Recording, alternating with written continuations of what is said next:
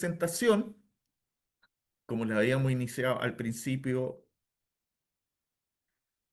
nuestro siguiente expositor, ahí, nuestro siguiente expositor es el profesor Alberto Torres Belma. Él es magíster en Ciencias Sociales de la Universidad de Antofagasta, magíster en Docencia para la Educación Superior de la Universidad Andrés Bello, diplomado en Salud Pública de la Universidad de los Andes, doctorando en este minuto en Educación por la Universidad Internacional Iberoamericana de México. Actualmente él ha ocupado cargos como es académico del Departamento de Ciencias Médicas de la Facultad de Medicina y Odontología de la Universidad de Antofagasta y el cargo directivo que ocupa es el secretario de Docencia y Perfeccionamiento Académico de la Facultad de Medicina de Odontología de la Universidad de Antofagasta.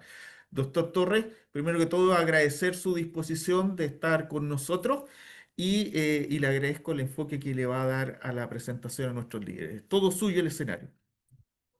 Muchas gracias, Mauricio. Voy a compartir la presentación.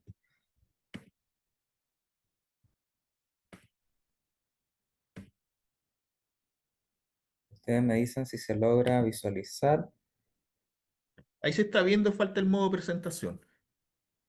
Ahí sí. Sí, falta, espérate, todavía no. Ahí, ahora está en modo presentación. Súper. Bueno, primero que todo agradecer al doctor Soto la invitación. La verdad que fue un desafío poder estar aquí hoy en un tema que es muy amplio y que voy a tratar de hacer lo posible para resumir los rasgos más relevantes, ¿no es cierto?, en 20 minutos. Bueno, la verdad es que el objetivo es conversar de la importancia de la investigación en educación médica y también cómo se vincula con las ciencias sociales. Pero antes de eso, me gustaría contarles un poco, bueno, en base a la experiencia que tengo como académico en una facultad de medicina desde hace 11 años. Inicié mi carrera académica ahí y todavía sigo, digamos, con distintos proyectos. Siempre cuando nosotros hablamos de lo que es la formación social en las carreras de la salud, nosotros si revisamos los perfiles de egreso hay mucho compromiso en ese sentido, mucho argumento, muchas competencias, muchos objetivos o competencias en lo curricular, pero es importante y acá tomo un poco lo que planteaba Anthony Giddens, sociólogo inglés, la conciencia discursiva y la conciencia práctica. La conciencia discursiva, en palabras simples, lo podemos asociar a los perfiles de egreso en las carreras de salud que habitualmente recogen estos elementos de la importancia de lo social, ¿no es cierto?, de las humanidades, pero en lo práctico muchas veces eso no se concreta. Entonces, por eso es súper importante que lo discursivo, los perfiles de egreso, obviamente tengan un correlato práctico. A eso me refiero con la conciencia práctica, cómo en el fondo nos relacionamos con las variables sociosanitarias de parte de los profesionales de la salud. También la vinculación con el medio es un elemento fundamental cuando nosotros hablamos de la importancia de las ciencias sociales en los procesos formativos, porque además es un área muy importante en términos de acreditación en Chile y me imagino que también en otras carreras, ¿no es cierto?, de otras latitudes, ¿no es cierto?, como Latinoamérica. Y en la vinculación con el medio, en el contacto que nosotros hacemos con la comunidad, es súper importante tener en claro el concepto de extensión, que es la unidireccionalidad. Por ejemplo, realizar una charla de educación en salud sobre un tema específico porque nosotros como académicos creemos que es lo mejor para la comunidad. Eso es extensión. Cuando hablamos de vinculación, ahí aparece el componente de bidireccionalidad que finalmente responde a necesidades del medio. Por ejemplo, una comunidad puede solicitar a alguna de nuestras facultades una charla, ¿no es cierto?, una actividad, un operativo médico, ¿no es cierto?, en algún tópico en específico. Ahí nos beneficiamos tanto los docentes que ponemos a disposición nuestras capacidades, como también la comunidad que en el fondo se beneficia de esas acciones. Siempre es importante desde esta óptica que los currículums de las carreras de medicina y de ciencias de la salud aporten a lo que es el desarrollo sostenible y a la responsabilidad social. Más adelante vamos a hablar un poco de estos conceptos.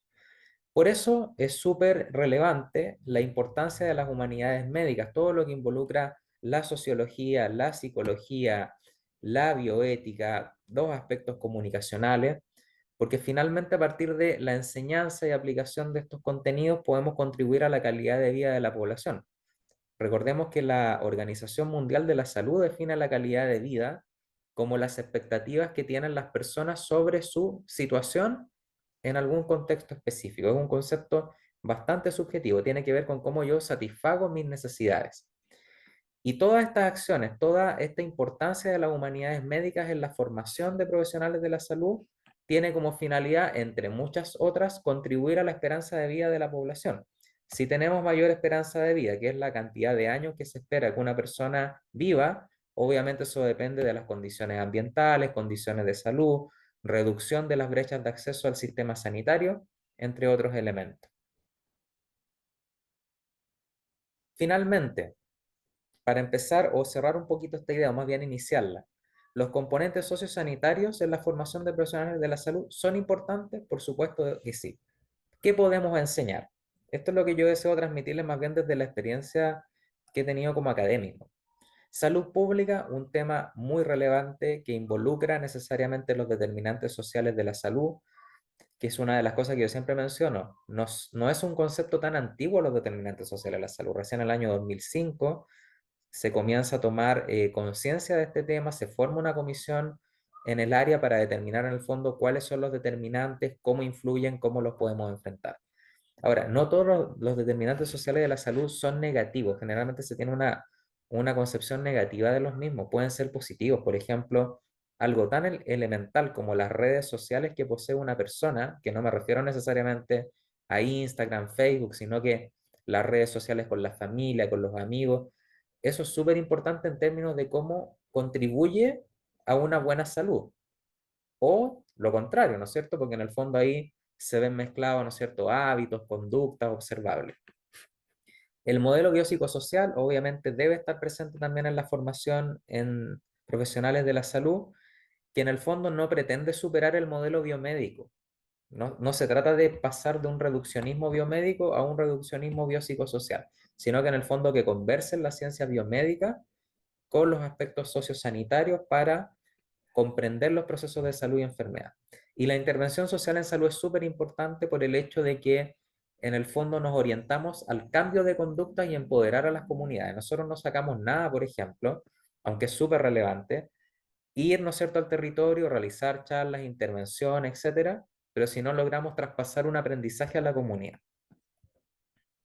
Desarrollo sostenible, un concepto que yo les mencionaba al inicio, en el fondo implica aportar al desarrollo social de la comunidad, que sea sostenible en el tiempo, eso depende de las capacidades, ¿no es cierto?, de los gobiernos, de los recursos que son invertidos.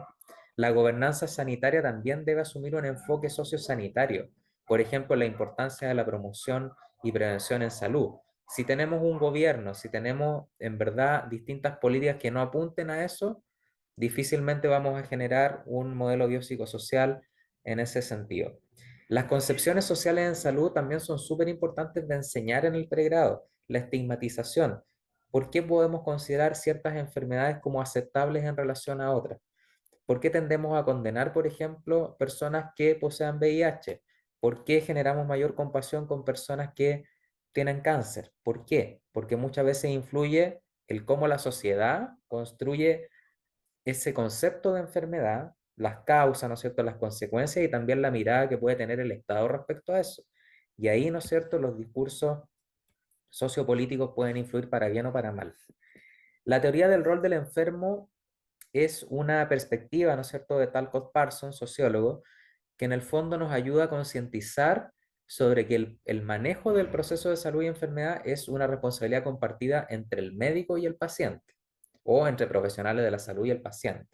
Generalmente, ¿qué ocurre? Que las personas, ¿no es cierto?, delegan mucha responsabilidad en el médico, en el profesional de la salud, para, ¿no es cierto?, curar la enfermedad. No necesariamente la enfermedad se cura. Puede que sí, pero finalmente ahí hay un esfuerzo conjunto entre el paciente, su familia y el profesional de la salud. ¿Qué tan responsables pueden ser las personas respecto a eso? Sociología clínica, un concepto que podemos enseñar que nos ayuda a entender, por ejemplo, elementos fundamentales como la adherencia terapéutica, qué tan efectiva puede ser esa adherencia si el paciente sigue o no las instrucciones, los procesos de negociación también con el médico, con los profesionales de la salud, la conducta de salud que podemos tener en relación al cuidado de nuestro propio bienestar, las concepciones culturales que tengamos también de ciertos procesos. Y la teoría de sistemas sociales nos ayuda a entender la importancia del trabajo en equipo, cómo nosotros integramos también, además de la sinergia, de tener claro cuáles son los límites de nuestra actuación como profesionales, los límites de la actuación del paciente, cómo integramos los cambios que se están dando, por ejemplo, en términos de gestión sanitaria. Podemos integrar esos cambios o podemos oponernos a esos cambios. Eso es súper interesante ahí, analizar todos los procesos de retroalimentación que pueden ser positivos o negativos. Sociología de género, género y salud. En el fondo nos ayuda a entender este cambio, ¿no es cierto?, en lo que es el sexo, el género, cómo podemos orientarnos, ¿no es cierto?, frente a la atención en salud, por ejemplo, de un paciente transgénero, de una diferente orientación sexual, cómo las condiciones sociales influyen y las condiciones de género en la salud de la población. Aquí, por ejemplo, yo siempre con mis alumnos converso ejemplos de sociedades que son extremadamente tradicionales, como por ejemplo roles, trabajos que asumen hombres, los exponen a ciertas condiciones de salud, que eso se relaciona con las enfermedades profesionales. A la inversa, ¿no es cierto? En el caso de mujeres en una sociedad conservadora, ¿a qué tipo de condiciones también se enfrentan? De salud, probablemente una mujer en una sociedad más tradicional va a cuidarse mucho más porque en el fondo debe estar dedicada a ocupaciones que son dentro de este contexto consideradas más habituales dentro del ámbito doméstico. El hombre también es el sostenedor de la familia en estos modelos extremadamente conservadores, que podemos estar o no de acuerdo, pero es un fenómeno interesante de analizar. Es, por ejemplo, mayor la accesibilidad en salud para la mujer, para el hombre, se invierte más en un sexo u otro, etcétera. Sociología de las enfermedades mentales. Acá el ejemplo que siempre cito es la pandemia. ¿Cuánto influyó la pandemia, no es cierto, sociológicamente en los problemas de salud mental? Hoy tenemos más conciencia respecto a este tema que al parecer antes era un poco tabú. No se hablaba mucho de salud mental. Costaba, ¿no es cierto?, enfrentarse a ese tema. Y ahí vuelvo, ¿no es cierto?, a lo que es la concepción que muchas veces tiene el medio, el contexto sociopolítico de las enfermedades. La sociología de las relaciones humanas está enfocada a lo que es la relación médico-paciente, relaciones más bien de dominación profesional. Lo que dice el médico, el profesional de la salud es lo importante, es lo que se acata. Hay más bien modelos de negociación con el paciente, de colaboración, o también un modelo en el fondo donde el paciente solamente se deja guiar por sus propias concepciones de salud. La teoría de la acción comunicativa de Habermas, importante en términos de enseñarnos a que la comunicación es importante. Lo que transmite el profesional de la salud tiene que ser comprensible, tiene que estar basada en una formación profesional sólida, actualizada, medicina basada en la evidencia, se debe ser completamente honesto al momento de relacionarnos con el paciente y con las familias, y obviamente en todo momento aplicar lo que es la bioética. La modernidad líquida, que es un concepto sociológico de Zygmunt Bauman, un sociólogo, nos ayuda a entender los constantes cambios en la sociedad. Acá, por ejemplo, él menciona un aspecto bien interesante que dice en el fondo cómo nosotros logramos ciertos estatus de felicidad. Por ejemplo, algo tan rutinario como salir de compra puede satisfacer, ¿no es cierto?, necesidades que son última, ¿no es cierto?, de ansiedad, tranquilidad, etcétera. Y esas situaciones a veces pueden estar vinculadas a ciertas patologías que a lo mejor no estamos detectando, pero es el contexto social que finalmente nos motiva a adoptar esas conductas de aprobación social, para en el fondo sentirnos integrados a un grupo. Concepto de medicina individual y social. Medicina individual. ¿Cómo debe ser la atención con el paciente en el contexto de una consulta médica o de una atención más personalizada? Y lo social, cómo el médico, el profesional de la salud, incorpora los elementos sociales para, en el fondo, entender el contexto cultural, lo que le refiere el paciente al momento de realizar una consulta. La democratización del saber médico implica que hoy las redes sociales son importantes en términos de información. La gente, los ciudadanos pueden cuestionar incluso al médico, al profesional de la salud, las indicaciones que está dando. Eso es un hecho. También tiene un componente a lo mejor positivo, porque en el fondo las personas se informan más, pero tenemos que direccionarlas respecto a dónde se deben informar. Esto también puede darse por factores económicos que a lo mejor limitan el acceso a la consulta médica, y ahí tenemos un determinante social de la salud. La cibercondría es un concepto que tiene que ver con la abundante información en términos de salud en Internet y cómo las personas pueden desarrollar en el fondo una hipocondria cibernética. A eso se refiere. Por ejemplo, leer Y siempre doy el ejemplo de Yahoo Respuesta, si ustedes lo buscan. Por ejemplo, hay muchas personas que preguntan cosas, por ejemplo, ¿qué puedo consumir para el dolor de estómago? Y contesta un montón de personas, en el fondo, en base a su experiencia particular, que claro, puede ser rescatable, pero no sabemos si necesariamente eso es bueno o malo. No puede ocurrir que la democratización del saber médico y este fenómeno de la hipocondria cibernética reemplace la asistencia de un profesional de la salud. Pero ahí tenemos que analizar otros temas que son la gobernanza sanitaria, cómo estamos generando un mayor acceso a la salud y la reducción de las brechas. La bioética, un aspecto central, porque en el fondo, al enseñarlo en la formación de profesionales de la salud, nos enseña a generar el principio, ¿no es cierto?, de beneficencia, el máximo beneficio para el paciente y su familia, que va de la mano de la no maleficencia, respetar la autonomía del paciente. Hoy eso está en boga, es muy fuerte. Integrar un poco lo que son sus conocimientos o creencias culturales, religiosas. Por ejemplo, si un paciente no decide someterse a una transfusión de sangre porque su creencia religiosa lo impide, es un tema que en el fondo tenemos que integrar. Y la justicia que en el fondo va de la mano que dentro de nuestras posibilidades como profesionales de la salud, siempre generemos un espacio de acceso para que el paciente en el fondo goce de una buena salud. Psicología social en el fondo nos ayuda a entender lo que son los estereotipos, las ideas generalizadas que podemos tener sobre grupos de personas, pacientes, los prejuicios, las creencias negativas que tenemos hacia grupos o personas y la discriminación, el favoritismo endogrupal. En el fondo, cuando nosotros analizamos interacción entre las personas, estos conceptos siempre están presentes. El prejuicio, por ejemplo, que puede ser hacia una persona que posee una enfermedad, inicialmente siempre es negativo y eso puede derivar en una discriminación. Yo puedo pensar negativamente de un colectivo por una enfermedad que posee, lo puedo pensar, eso es mental, prejuicio. Discriminación es cómo me relaciono con ellos. Soy negativo, los excluyo, realizo malos comentarios. Los estereotipos en el fondo son el fundamento de los prejuicios, pero no todo estereotipo es negativo, puede ser también un estereotipo positivo. Y el favoritismo endogrupal es cómo yo considero a mi grupo con mejores pautas respecto a otros. Eso puede ser muy bueno en términos de empoderamiento, por ejemplo, de una comunidad, en términos de salud pública, pero si en el fondo no se controla bien, puede generar roces, ¿no es cierto?, con el resto de las personas que rodean a ese grupo. Interculturalidad en salud, concepto importante, sobre todo en términos de los procesos migratorios en América Latina. Multiculturalidad no es lo mismo que interculturalidad. Multiculturalidad implica que existen muchas culturas y en el fondo nosotros reconocemos aquello. Existan. Interculturalidad es la calidad de la relación que se establecen entre esas culturas. Las aceptamos, las respetamos, hay un respeto mutuo de la población que llega, por ejemplo, a un país de origen respecto a los connacionales, también es interesante analizar. Procesos migratorios, como yo les decía, importante también de analizar en términos de la epidemiología que está asociado a eso, en el fondo saber cuáles son las condiciones de salud de la población que llega al país, ¿no es cierto? Y cuáles son las condiciones de la población que habita en el país, porque en el fondo ahí se comienzan a cruzar fenómenos de epidemiología. Por ejemplo, hoy día yo leí en la prensa un dato, ¿no es cierto?, que daba el Mercurio de cómo ha aumentado, por ejemplo, las viviendas en condiciones de hacinamiento, ¿ya? Ahí, por ejemplo, tenemos que analizar por qué está ocurriendo eso. Es súper importante. No se trata, por ejemplo, de estigmatizar, sino que en el fondo tenemos que hacer algo con lo que está ocurriendo. ¿Cómo aseguramos en el fondo un acceso a una vivienda digna que en el fondo puede influir sobre los estados de salud de la población?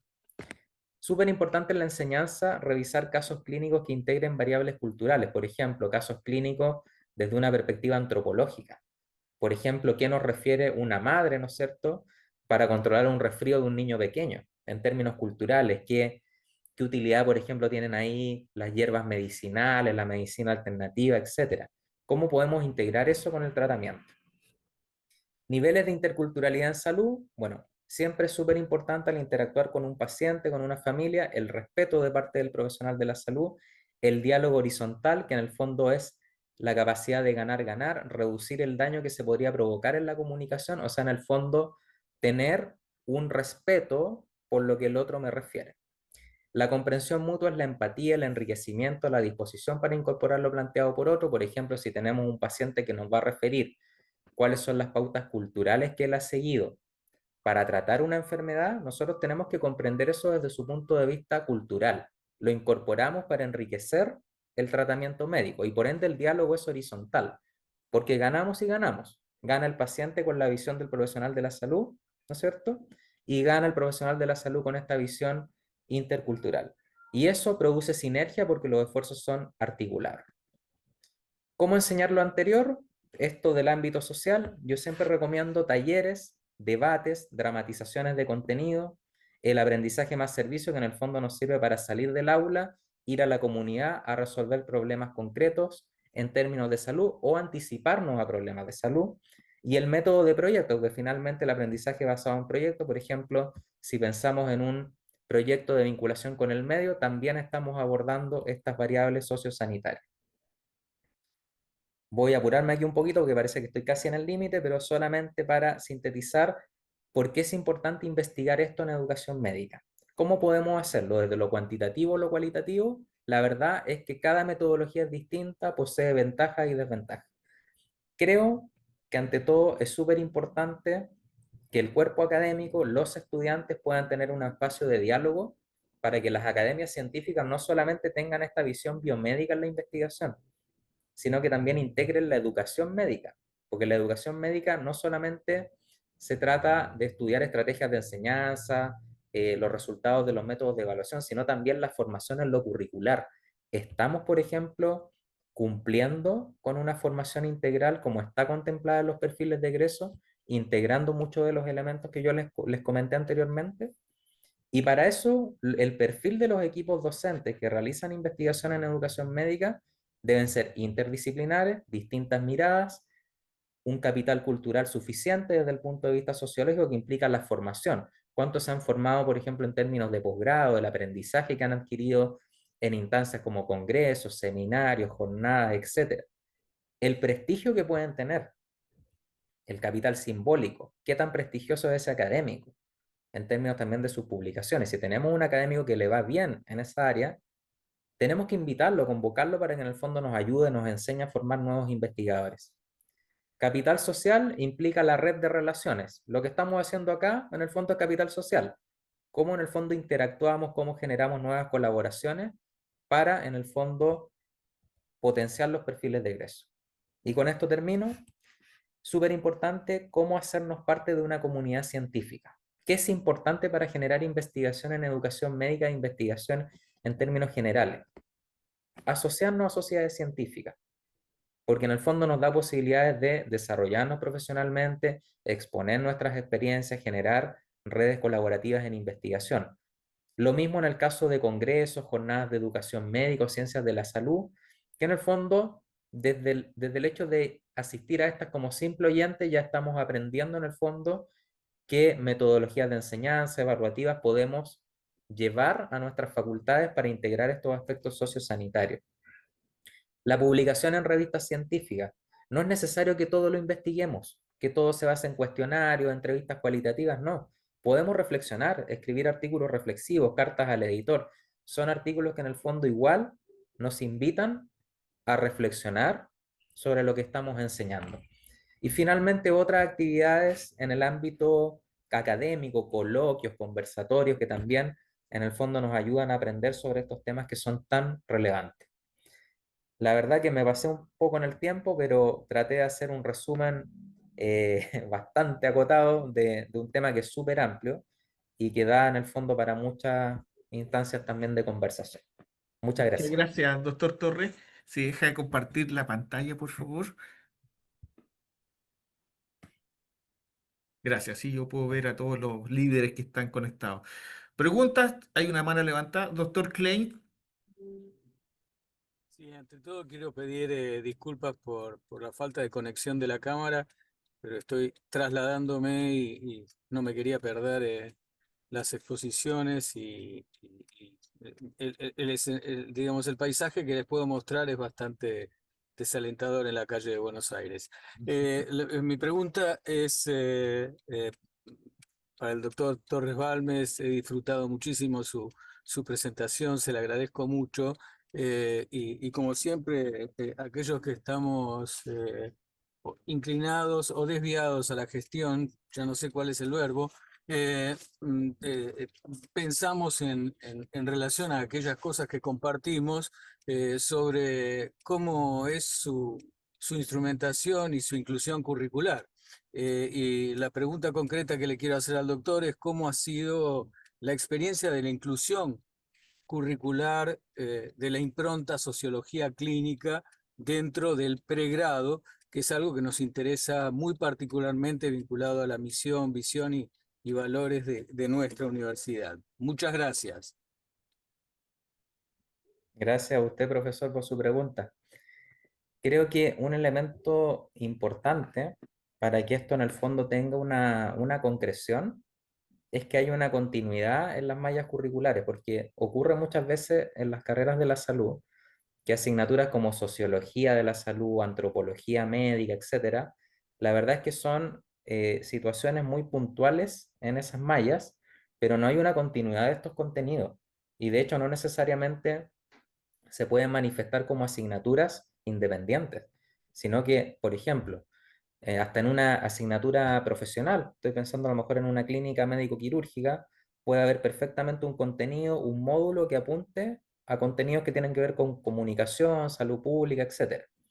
Pero creo que lo importante es la continuidad en la malla, que en el fondo esto no solamente se trate, por ejemplo, primer año, segundo año y después nos olvidamos del tema, sino que en el fondo de alguna manera lo vayamos retomando, ya sea a través de asignatura o contenido específico, pero también que las actividades de enseñanza sean significativas para el estudiante. O sea, en el fondo, yo como sociólogo siempre lo comento con mis alumnos, a ustedes no les sirve que yo les enseñe la sociología que yo aprendí en la universidad. A ustedes les sirve la sociología de la salud, la sociología que tiene un apellido. Entonces también las estrategias de enseñanza tienen que ser significativas al futuro desempeño profesional de un médico o de un profesional de la salud. Muchas gracias, doctor. Muchas gracias, doctor Torres. Doctor Carlos Saavedra, recuerden mencionar su país, por favor, antes de realizar la pregunta.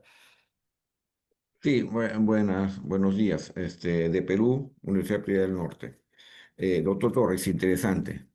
Yo me hacía una pregunta, ¿es cierto que todos estos elementos sociales, deben ser transversales y deben estar incluidos no solamente en una línea de responsabilidad social o salud pública, ¿no? Que muchos cursos de responsabilidad social, el curso de salud pública, el curso de hasta un curso de elementos sociales?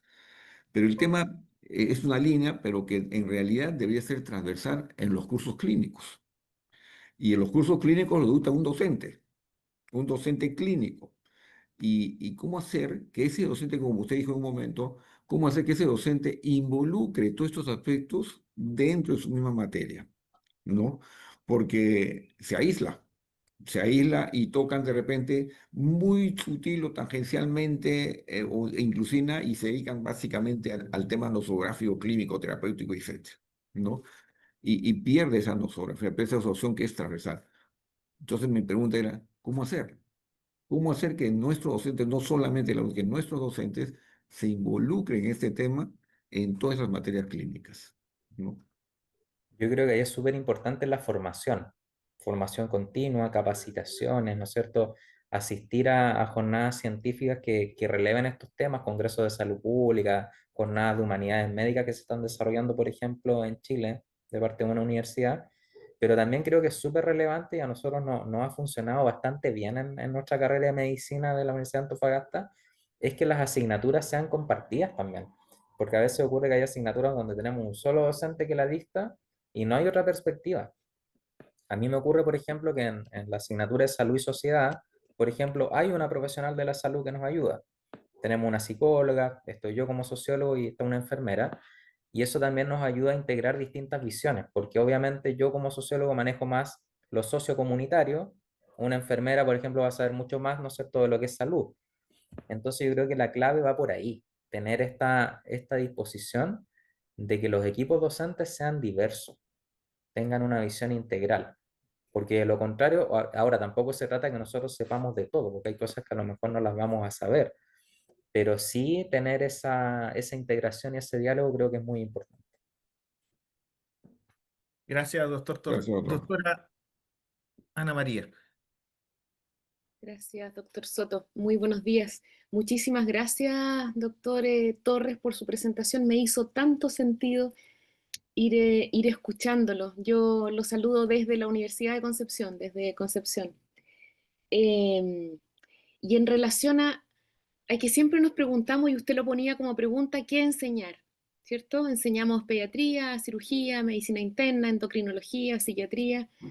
Y yo creo que lo que hay que enseñar y que les va a servir siempre en su desarrollo profesional a nuestros estudiantes, independiente de los vaivenes epidemiológicos, los vaivenes de situaciones sociales, es precisamente lo que usted nos señalaba, que son esas herramientas que sí o sí, e independiente del lugar, del contexto, del tiempo, les van a servir. Y que claro, no pueden ser una asignatura, no pueden ser una asignatura, sino que tienen que ser contenidos que estén presentes a lo largo de toda nuestra malla. Pero luego yo reflexionaba y pensaba en mis alumnos y le iba a preguntar cómo ha sido la experiencia con sus alumnos. Y es que nuestros chiquillos llegan a estudiar medicina con una idea muy romántica de aprender a operar, ¿no? Y ojalá ser neurocirujanos y ojalá muy rápido llegar a cardiología y piensan esa medicina un poco motivados por lo que ven hoy en las series de televisión, pensando en ese médico.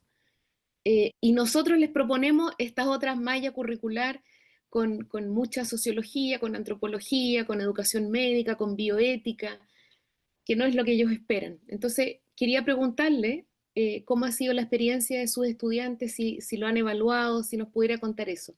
Pero antes, un poquitito para tomar la pregunta del doctor Carlos Saavedra, yo le quería contar, se me ocurrió contarle, que yo soy parte del equipo de bioética en mi universidad y nosotros tenemos asignaturas de bioética en segundo y en cuarto año. En segundo año es como la bioética general y en cuarto año nosotros ya los ponemos en las dificultades bioéticas del fin de la vida y del inicio de la vida, en cuarto año. Y hasta ahí estábamos. Y después no volvíamos a tener bioética con nuestros estudiantes. Y decíamos, nos falta un momento en poder integrar, una vez que ellos ya estén en el internado y tengan práctica clínica, poder ver con qué se han encontrado, qué dificultades han visto y poder encontrar solución en conjunto con ellos. Y nos metimos, nos involucramos en el internado de medicina interna. Hablamos con los docentes y les pedimos que nos concedieran tiempos con los internos y invitamos a los docentes de medicina interna que fueran parte de esta actividad, donde nosotros les pedimos a los chiquillos que nos presenten situaciones que ellos hayan vivido, que hayan quedado con una sensación de que no estuvo bien resuelta desde el punto de vista bioético, presentan los casos y los analizamos en conjunto con sus docentes internistas. Entonces nos involucramos en una asignatura o en un momento muy clínico, pero nos involucramos desde el equipo bioético. Yo también creo que tenemos que hacer esta mezcla de docentes para poder integrar en toda la malla estos contenidos que son, estas herramientas más bien, estas áreas que son tan relevantes. Entonces, doctor Torres, vuelvo a la pregunta, eh, ¿cómo han evaluado sus estudiantes el incorporar estas áreas?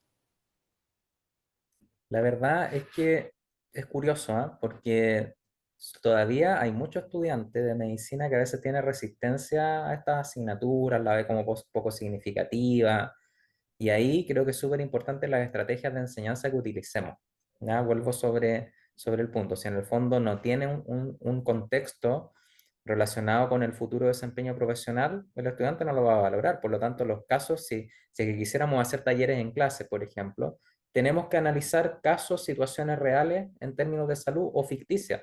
Por ejemplo, yo con los estudiantes en algún momento los hacía a ellos crear casos en relación a un tema en específico, por ejemplo, en donde se analizaran procesos de estigmatización de la enfermedad, prejuicio, discriminación, etcétera.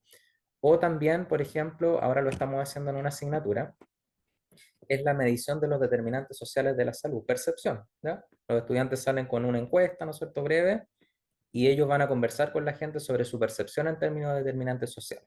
Eso yo creo que es súper bueno como aproximación, ¿no es cierto?, en primer año, para que ellos en el fondo se vayan familiarizando con eso. Y creo también que la importancia de las actividades en terreno es fundamental. Pero ahí tenemos que poner atención al nivel en el que se encuentra un estudiante, porque si tenemos un estudiante de primer año, obviamente no saben todavía elementos que son disciplinares, Por lo tanto, ¿cómo podrían educar en salud? No lo podrían hacer. Quizás si se hiciera más adelante, quinto año, cuarto o incluso internado, podría ser. Ahora, si quisiéramos incluir, por ejemplo, estas actividades en niveles menores, yo creo que ahí sería súper importante involucrar el apoyo de estudiantes de internado probablemente, que estén en niveles superiores, o las academias también estudiantiles como IFIMSA, que en el fondo es una agrupación internacional, y ellos tienen distintos comités de trabajo. Pero creo que la experiencia significativa de las estrategias de enseñanza es lo que podría en el fondo ayudar a valorar de mejor forma la inserción curricular de los aspectos sociosanitarios. Gracias, doctor Torres. Y usted ha sido muy humilde durante su presentación y no mencionó ninguna de las publicaciones que usted tiene en el área de ciencias sociales relacionadas con la salud. Y el foco fue muy exquisito para todos los asistentes, y es por eso el nivel de las preguntas, pero me gustaría, como estamos en el foco de la investigación en la educación médica, y usted mencionó todos los tópicos del área de la sociología que se puede investigar, que nos comentara muy brevemente su última publicación, porque habló de carta al editor, de narrativa, de reflexiones, y yo sé que tuvo una última publicación en reflexiones que nos gustaría que nos contara, por favor. Gracias, Mauricio. Sí. Bueno, me obligaste a hablar de un tema que no quería hablar. Bueno, la verdad que yo conversaba con Mauricio que en el fondo uno en el fondo siempre tiene su profesión de base, pero en el fondo va siendo adoptado por otras disciplinas y la verdad que ha sido una muy buena experiencia ser académico durante bastante tiempo. Yo comencé a los 25 años, tengo 36 años, súper joven, desarrollándome en estos temas. Entonces, la verdad que esta publicación de interculturalidad en salud refleja un poco lo que yo les resumí en la presentación, ¿no es cierto? Cómo en el fondo lidiamos con los procesos migratorios, ¿no es cierto? En nuestro país, por ejemplo. Cómo nos enfrentamos a una persona que llega de otra latitud, ¿no es cierto? Que en el fondo trae sus propias creencias de lo que es una enfermedad, de cómo manejarlo, etcétera. Y eso nos obliga también a intervenir los aspectos comunicacionales en la relación médico-paciente y familia, ¿no es cierto? Y en el fondo la interculturalidad en salud nos trata de reflexionar a partir de eso y también la epidemiología, en el fondo, cómo el sistema de salud responde a esa nueva realidad. ¿Tenemos o no tenemos la capacidad de responder? ¿Hasta dónde podemos llegar? Hay otro concepto que es súper interesante, que es la equidad. Yo siempre les digo a mis alumnos, uno escucha mucho el concepto de justicia social en los discursos sociopolíticos, pero se habla poco de equidad. Y la equidad social implica reducir las brechas de acceso. Obviamente eso va tributando a una justicia social, pero eliminar todas las brechas a mí me parece un poco utópico. Y hablamos mucho de justicia social, pero la equidad la estamos dejando un poco de lado. Y bueno, también para contarles, hay un artículo anterior a ese que son los determinantes sociales de la salud, que en el fondo, en ese artículo reflexiono sobre las distintas clasificaciones que tienen los determinantes sociales, que no solamente es el ingreso económico, tiene que ver con las redes que nosotros tenemos, si esas redes son buenas o son malas, las condiciones del ambiente, por ejemplo, cuánto influye el medio ambiente en la salud de la población. ¿Cuánto influye el transporte público? Si pensamos, por ejemplo, en la pandemia, no teníamos aforo. ¿Cuánto influyen las condiciones de la vivienda? ¿Cuánto influye la visión del Estado sobre la salud? La raza, la etnia, en el fondo, son conceptos que nosotros tenemos que acostumbrarnos a reflexionar sobre ello, pero también entender que el determinante social de la salud puede ser positivo o puede ser negativo. Generalmente se tiene una connotación negativa y ahí hay que tener, ¿no es cierto?, mucho cuidado con eso. Gracias, doctor Torres. Resumiste muy bien tus últimas publicaciones. Si tuvieras la gentileza de enviármela para yo poder compartirla con todos los líderes que estamos formando, y te agradezco nuevamente tu participación y sobre todo la gentileza de hacer la transferencia de tus conocimientos a nuestros líderes. Así que muchas gracias, muy amable como siempre, Alberto. Gracias. Continuamos con nuestra siguiente exposición.